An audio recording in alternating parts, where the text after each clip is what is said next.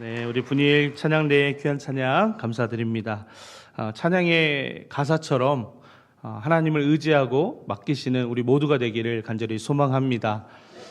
여러분, 제가 한번 금요기도회 때 주께 맡겨라 라는 제목으로 설교를 한 적이 있어요. 맡기라 라는 그 뜻이 여러분 기억하실지 모르겠는데 어떤 의미를 갖는지 여러분 아세요? 여러분이 가지고 있는 근심, 걱정, 염려들을요 낭떠러지로 던져버리는 것처럼 하라라는 의미를 갖는 것이 맡겨라 라는 의미를 갖습니다. 여러분, 갖고 계실 필요가 없는 것들 집어 던져버리세요. 다른 것들 던지지 마시고 그런 은혜가 여러분 안에 있기를 다시 한번 축복합니다. 사랑하는 여러분, 오늘 이렇게 말씀을 준비하면서 한 가지 걱정이 있었습니다. 어떤 걱정이 있었냐면, 이제 매달 첫째 주일 빼고 나머지 주일 찬양 예배는 어떻게 드리죠? 네, 담당 부서가 없이 일반 예배로 드리게 됩니다. 그러면 혹시나 지난주 강신일 목사님 설교하셨을 때 많이 오셨는데 오늘은 좀 적게 오시면 어떡하나 그런 염려가 있었는데 오직 주님을 사랑하고 은혜를 사모하는 마음으로 이 자리에 나오신 우리 모든 번동제일의 성도님들께 감사드리고 그 사모하는 마음만큼 하나님께서 크신 은혜로 채워주시기를 간절히 축복합니다. 여러분, 새해를 맞이한 지 벌써 20일 가까이 되었습니다. 참 시간이 빠르죠. 엊그저께 송구영신 예배 드린 것 같고 엊그저께 신년 축복 특별 새벽 기도회를 한 것 같은데 이제 두 밤만 자면 20일이 지나고요. 또 열흘만 더 자면 1월 끝나고 2월이 됩니다. 잘 아시겠지만 저는 잘 아시겠지만 전에 요 한 문장을 제가 빼먹었는데요. 저는 요즘 가장 기다리는 게 있어요. 어떤 게 있냐면 설 연휴. 네. 빨리 왔으면 하는 그런 마음이 있어서 손꼽아 기다리고 있습니다. 이제 잘 아시겠지만으로 이제 넘어가겠습니다. 여러분 잘 아시겠지만요, 저는 지난 연말과 연초에 다 그만두고 싶을 만큼 고전의 시간을 보냈습니다. 그러다 보니 새해를 맞는 설렘이나 기쁨을 제대로 느껴볼 겨를이 없었습니다. 지난 금요일 새벽까지 작업하여서 교구 출석부와 소식지를 끝으로 연말 연초에 모든 바쁜 일들을 마무리하게 되었습니다. 제 마음이 얼마나 여러분 시원한지 모르시죠? 네. 그렇게 시원한 마음으로 금요일 오전에 구역회를 마치고 우리 사랑하는 소망교구 임원들과 또 몇몇 구역장님들과 함께 식사를 하고 차를 마시는 시간을 가졌습니다. 그때서야 이제야 새해를 맞는 것 같구나라는 그런 마음이 들었습니다. 제 마음 같아서는요, 지난 1월 1일이 새해가 아니고 딱 지난 금요일이 저에게는 진짜 새해 같다라는 마음이 들었습니다. 혹 우리 가운데 삶의 무게 때문에 여러 가지 이유들 때문에 새해를 맞는 기쁨을 누리지 못한 분들이 계십니까? 우리 박건숙 권사님 병원에 연말에 계셨어가지고 새해를 맞지 못하셨고, 또 교구에도 몇몇 분들이 병원에 입원해 계셔서 새해다운 새해를 맞지 못하셨는데, 그런 분들에게 오늘 이 시간이 진짜 새해가 되는 기쁨이 있기를 간절히 소망합니다. 우리 옆에 계신 분들과 축복의 마음을 담아서 다시 한번 뜨겁게 새해 인사를 했으면 좋겠습니다. 하나님이 당신의 진짜 소망 되십니다 라고 서로에게 새해 인사하겠습니다. 하나님이 당신의 진짜 소망이 되십니다. 네. 제가 걱정했거든요. 이게 문장이 길어서 제대로 하실까 걱정했는데 제대로 하신 거 맞죠? 네, 감사합니다. 사랑하는 여러분, 우리는 새해가 되면 자연스럽게 많은 계획들을 세웁니다. 운동을 다시 시작해보겠다라고 다짐도 하고요. 성경 읽기표를 새롭게 펼쳐들기도 하고, 올해는 뭔가 달라지겠지라고 기대를 하게 됩니다. 그러나 그 모든 기대 뒤에 우리 안에는 불편함이 있습니다. 올해 경기가 더 어려워진다는데 괜찮을까? 내 건강이 예전 같지 않은데 우리 아이들의 앞길은 잘 열릴까? 이런 염려들이 따라옵니다. 겉으로는 웃고 있지만 이런 현실적인 고민 앞에서 우리는 금세 힘이 빠지곤 합니다. 세상은 우리에게 계속해서 절망을 이야기합니다. 그리고 포기하는 법을 가르칩니다. 그리고 우리에게 기대하지 말라고 말해 옵니다. 그러면 성경은 오늘 우리에게 동일한 절망을 말하고 있을까요? 아닙니다. 하나님은 우리에게 세상과는 정반대로 절망이 아니라 소망하라 라고 말씀하십니다. 여러분, 소망은 억지로 웃는 긍정을 말하는 것이 아닙니다. 현실을 부정하는 자기 암시, 최면을 걷는 것도 아닙니다. 오늘 본문이 말하는 소망은요, 소망의 하나님으로부터 흘러나오는 생명의 능력이라고 우리에게 말해주고 있습니다. 이 시간 올 한 해 우리를 끝까지 걷게 할, 다시 일어나게 할, 또 다시 살아가게 할 그 소망의 비밀을 함께 나누고, 그래서 오늘 우리 마음 가운데 그 소망의 비밀이 충만히 임하기를 간절히 축복합니다. 사랑하는 여러분, 제가 질문 하나를 드리겠습니다. 여러분은 언제 소망이 있다라고 말씀을 하시나요? 일이 잘 풀릴 때? 통장의 잔고가 넉넉할 때? 아니면 건강검진 결과가 좋을 때 소망이 있다라고 말씀하십니까? 하지만 이것은 엄밀히 말하면요, 소망이라기보다는 안도감에 가깝습니다. 상황이 좋아서 잠시 마음이 놓인 상태인 것 뿐이지 상황이 바뀌면 언제라도 사라질 수 있는 감정이기 때문입니다. 성경이 말하는 소망, 그 소망은요, 조건부 소망이 아닙니다. 조건에 뿌리를 둔 소망은 환경이 흔들리면 뿌리채 뽑혀버리기 때문입니다. 그래서 오늘 본문은 하나님을 아주 특별한 이름으로 소개를 하고 있습니다. 어떤 하나님이시죠? 소망교구 안 계세요? 네. 오늘 본문의 말씀은 하나님을 아주 특별한 이름으로 소개하는데 그 이름은 바로 소망의 하나님입니다. 오늘 본문의 말씀을 통해서 사도 바울은 로마 교회 성도들에게 소망의 근원이 환경이 아니라 하나님 자신이라고 선언합니다. 하나님이 소망이시기 때문에 우리가 하나님을 붙드는 한 절망의 한가운데서도 우리는 소망이 끊어지지 않는다라고 우리에게 말씀합니다. 상황이 무너져도, 관계가 흔들려도, 내 힘이 바닥이 나도 하나님이 무너지지 않으시기에 우리의 소망은 절대로 사라지지 않는 것입니다. 그렇다면 이 소망, 어떻게 우리의 삶에 실제가 될 수 있을까요?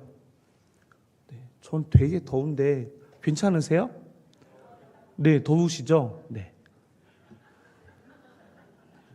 제가 벗을 수 없어가지고. 네.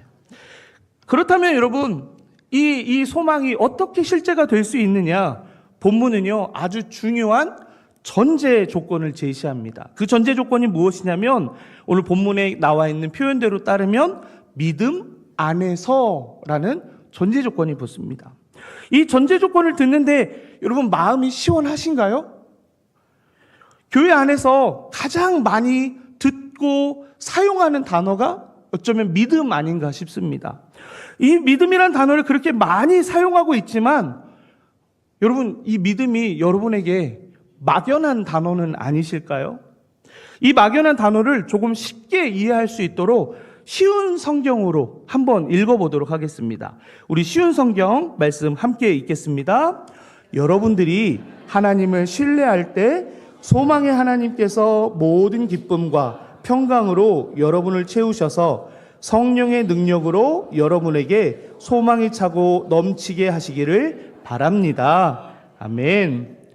여러분, 우리가 방금 읽은 쉬운 성경의 말씀은요, 이 믿음 안에서를 어떻게 번역했냐면요, 여러분들이 하나님을 신뢰할 때, 이렇게 번역하고 있습니다. 곧 소망은 우리가 하나님을 신뢰할 때 주어지는 것이라고 설명하는 것입니다. 그렇습니다. 여러분, 소망은요, 절대로 저절로 생기는 것이 아닙니다. 우리가 하나님을 신뢰할 때 소망은 우리의 삶에 실제가 된다는 것을 잊지 마시기 바랍니다. 그러면 여러분, 신뢰한다, 이 말은 무슨 의미일까요? 신앙적으로 해석을 하면 이 신뢰한다라는 의미는요, 이런 의미를 갖습니다. 내 눈앞에 보이는 상황보다 하나님의 약속을 더 크게 바라보는 것, 이것이 바로 신뢰하는 것입니다. 로마서의 또 다른 본문인 10장 17절의 말씀을 보면 우리가 너무 익숙하게 잘 아는 말씀인데요. 믿음은 들음에서 나며 들음은 그리스도의 말씀으로 말미암았느니라 라고 하였습니다.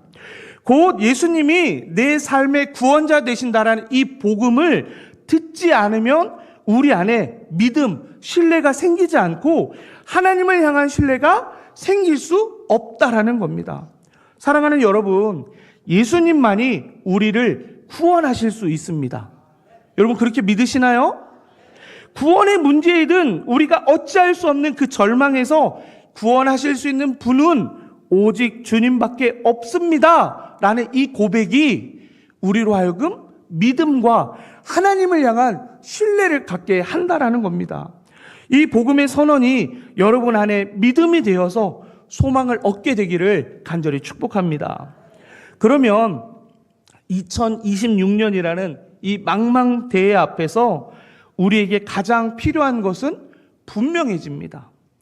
여러분, 망망대해에서 무엇이 필요할까요?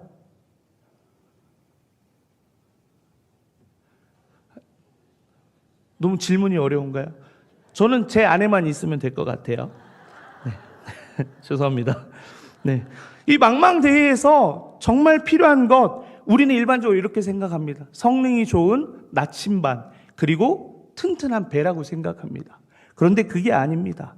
이 바다를 다스리시는 하나님을 향한 신뢰, 이것이 있으면 그 망망대해에서 우리는 살아날 수 있는 것입니다. 히브리서 11장 1절의 말씀은 이렇게 말합니다. 믿음은 바라는 것들의 실상이요 보이지 않는 것들의 증거이니.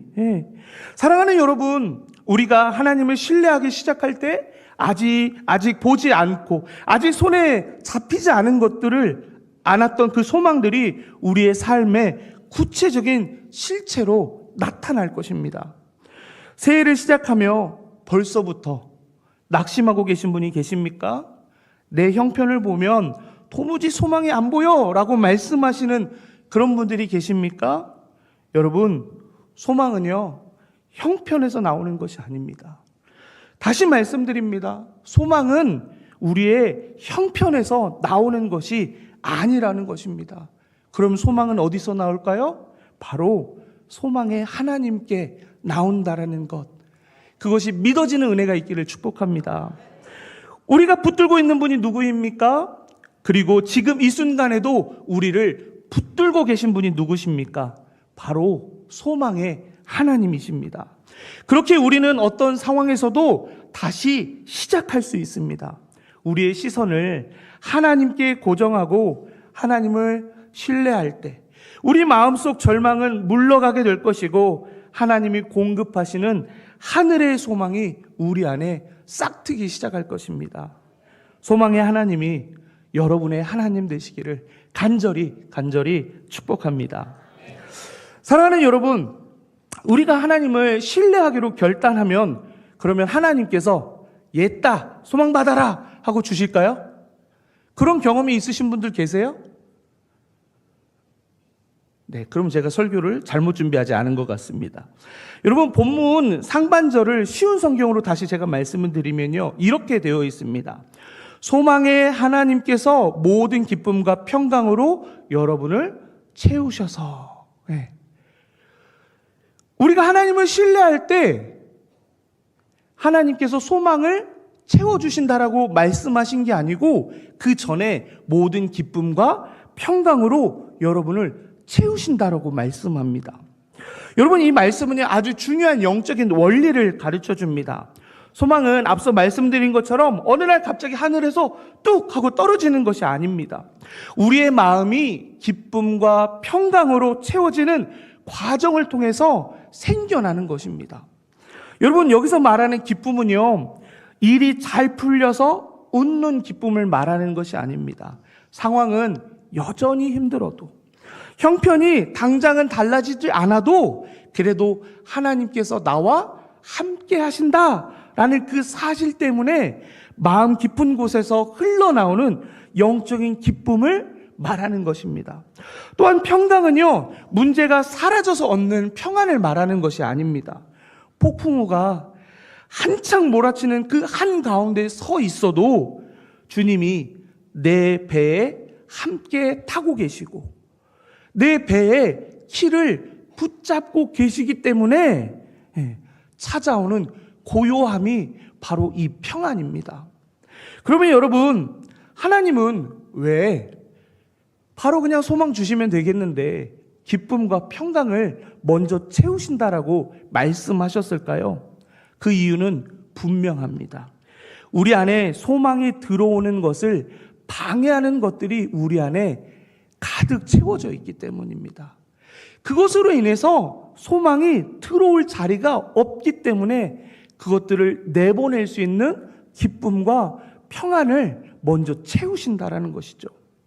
그래서 하나님은 우리가 하나님을 신뢰할 때 먼저 믿음으로 우리 안에 염려를 밀어내시고 그 자리를 하늘의 기쁨과 평강으로 하나씩 하나씩 채우십니다. 사랑하는 여러분, 여러분의 마음은 지금 무엇으로 채워져 있으십니까? 혹시 이유 없이 초조하고 괜히 짜증이 나고 앞날을 생각하면 마음이 무거워지지 않습니까? 졸다가 여기서 아멘 하시면 안 되세요? 네. 그렇다면 오늘 이 말씀을 꼭 기억하시기 바랍니다. 기쁨과 평강은 소망의 예고편이라는 것을요. 내 마음속에 설명하기 어려운 평강이 찾아오는 경험들 해보셨죠? 그리고 감사하지 못할 상황에서도 감사가 떠오르기 시작했다라고 하면 그것은 이미 하나님께서 여러분의 삶에 소망을 시작하셨다는 증거입니다. 그 소망의 과정 가운데, 소망으로 향하는 과정 가운데 지금 계속 가고 계신다라는 거예요. 세상은 우리에게 이렇게 말합니다. 더 많이 가져야 평안할 수 있어. 남들보다 앞서야 기쁠 수 있어. 그러나 성경은 분명히 말합니다. 하나님을 신뢰할 때 하나님께서 직접 우리의 마음을 채우신다고 말입니다. 사랑하는 여러분, 올 한 해 상황이 먼저 바뀌기를 기다리지 마시기 바랍니다. 하나님은 상황을 바꾸시기 전에 무엇을 바꾸길 원하신 줄 아세요? 바로 우리의 마음입니다. 그리고 그 마음이 기쁨과 평강으로 채워질 때 우리는 비로소 내일을 두려워하지 않는 진짜 소망의 사람으로 변화되는 것을 보게 될 것입니다. 사랑하는 여러분, 여러분을 축복합니다. 여러분의 가정과 일터, 여러분의 마음 깊은 곳에 하나님께서 주시는 모든 기쁨과 평강이 충만히 채워지기를 간절히 축복합니다. 사랑하는 여러분, 그러면 이제 끝이 났느냐? 끝났어요? 방금 어디까지 채워졌죠? 기쁨과 평강이 채워졌어요. 아직 소망까지 이르지 못했잖아요. 그러면 이제 마지막 단계가 남아 있습니다. 이것은 마지막 단계는요, 이 소망이 내 마음 안에 머무는 것이 아니라 차고 넘치는 단계입니다. 오늘 본문의 마지막 절을 보면 이렇게 선언합니다. 성령의 능력으로 소망이 넘치게 하시기를 원하노라. 아멘. 여기서 우리가 주목해야 할 두 단어가 있습니다. 하나는 성령의 능력이고 하나는 넘치게입니다. 여러분, 소망은요, 좋은 환경에서만 유지되는 것이 아닙니다. 우리가 살다 보면 하나님을 신뢰하려고 해도 아무리 말씀을 붙들려 해도 마음이 따라주지 않을 때가 있어요. 얼마 전까지 아니 당장 이렇게 예배 드리고 은혜 받았다라고 얘기하고 교회 문을 열고 나가도 우리 안에 금세 기쁨과 평안이 아니라 염려와 걱정, 믿음 없는 모습, 소망이라는 것을 쫓는 사람 같지 않는 모습으로 그냥 세상 속으로 나아가는 모습을 쉽게 발견한다라는 겁니다. 머리로는 믿는데 마음은 지쳐 있고 입으로는 고백하는데 속은 텅 빈 것처럼 느껴질 때가 있습니다. 그때 우리에게 필요한 분이 있습니다. 누구냐? 바로 성령 하나님입니다. 성경은 말합니다. 소망은 우리의 의지력으로, 우리의 의지로 만드는 것이 아니라 성령의 능력으로 공급되는 생명력이라고 말합니다. 성령님은 우리가 다시 소망할 힘조차 없을 때 말할 수 없는 탄식으로 우리를 위해 간구하시고 무너진 마음을 다시 일으켜 세워주시는 그런 놀라운 능력을 갖고 계신 분이십니다. 그래서 바울은 소망이 생기게 해달라고 기도하지 않고 소망이 넘치기를 원합니다 라고 기도합니다. 여기서 넘친다라는 건요, 어떤 의미냐면요, 컵에 물이 가득 차여서 밖으로 흘러 넘치는 상태를 말하는 겁니다. 즉 성령님께서 주시는 소망은 겨우 버텨가는 그 정도의 소망이 아니라, 나 혼자 간신히 붙들고 가는 소망이 아니라 내 안에 그 소망이 흘러 넘쳐서 나로 인하여 다른 사람이 살아나는, 거기까지의 소망을 우리에게 주신다라고 약속하시는 겁니다. 사랑하는 여러분, 하나님은 우리가 받을 소망을 소진해버리는 그런 소망의 소비자로 부르지 않으셨습니다. 그럼 우리를 누구로 부르신지 아세요? 우리가 받은 그 소망을 누군가에게 흘려보내는 소망의 통로로 부르셨어요. 성령의 능력으로 소망이 넘치면 우리의 말이 달라집니다. 그래서 절망을 말했던 우리의 입술은 소망을 선포하게 되고요. 성령의 능력으로 소망이 넘치면 우리의 시선이 달라집니다. 그래서 문제만 바라보던 우리의 눈이 하나님을 보게 됩니다. 성령의 능력으로 소망이 넘치면 우리의 삶 자체가 하나님의 살아계심을 드러내는 증거가 됩니다. 소망이 넘치는 성도 한 사람 한 사람이 세워질 때 그 가정이 살아나게 될 줄 믿습니다.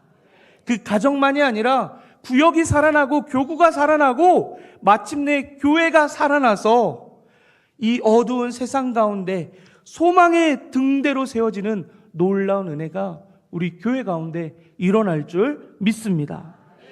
여러분, 내 힘으로 소망을 가지려고 애쓰지 마시기 바랍니다. 그런다고 주어지는 것이 결코 아닙니다. 대신 우리는 이렇게 기도하기만 하면 됩니다. 성령님, 내 마음을 다스려 주옵소서. 내 안에 성령의 능력으로 소망이 흘러넘치게 하여 주옵소서. 함께 고백해 볼까요? 성령님, 내 마음을 다스려 주옵소서.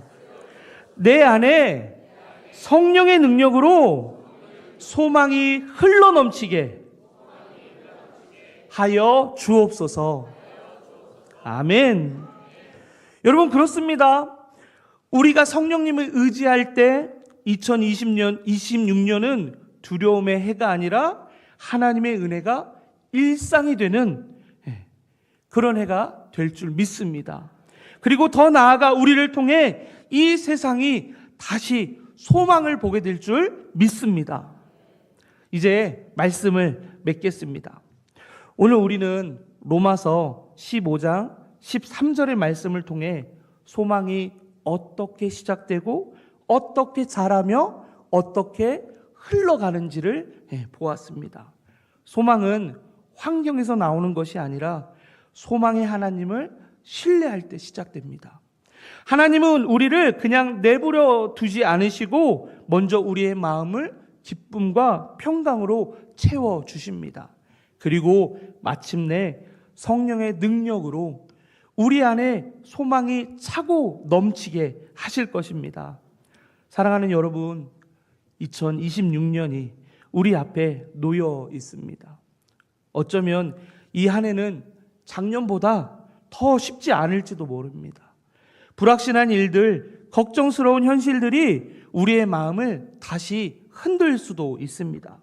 그러나 우리는 다르게 살아갈 수 있습니다. 왜냐하면 우리의 소망의 근거가 상황이 아니라 하나님이시기 때문입니다.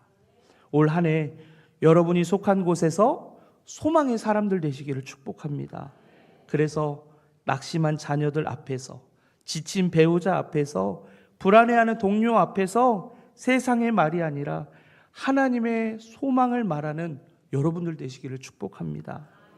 여러분 안에 넘치는 소망이 누군가의 오늘을 다시 살게 한다라는 것, 그것을 믿고 소망의 사람들로 살아가시기를 간절히 축복합니다. 하나님은 여러분을 절망을 견디는 사람으로 부르신 것이 아닙니다. 소망을 흘려보내는 사람으로 부르셨습니다. 여러분의 삶이 하나님은 살아계십니다 라고 고백되기를 소망합니다. 이제 우리 다 함께 오늘 본문의 말씀을 하나님께서 나에게 주신 약속으로 믿고 한 목소리로 함께 선포했으면 좋겠습니다. 오늘 본문의 말씀 다시 한 번만 띄워주실까요? 할렐루야.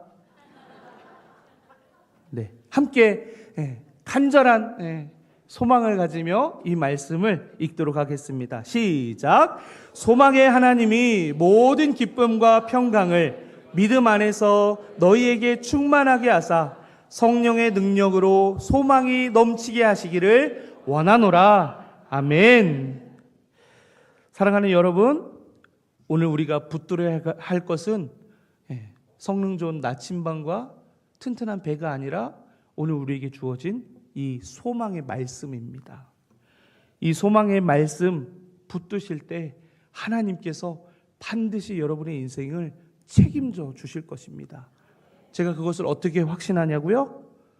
지금까지 소망교구 담당 목사 김명호가 우리 소망교구에게, 우리 번동제일의 모든 성도님들에게 소망을 어떻게 설명할까 고민하며 하나님 앞에 엎드렸을 때 저에게 주신 답이기 때문입니다. 이 소망의 하나님 때문에 소망 가운데 살아가는 우리 모두가 되고, 소망의 사람으로 세워진 우리들 때문에 세상에 소망 없는 사람들이 소망 가운데 살아가는 놀라운 은혜가 있기를 간절히 축복합니다.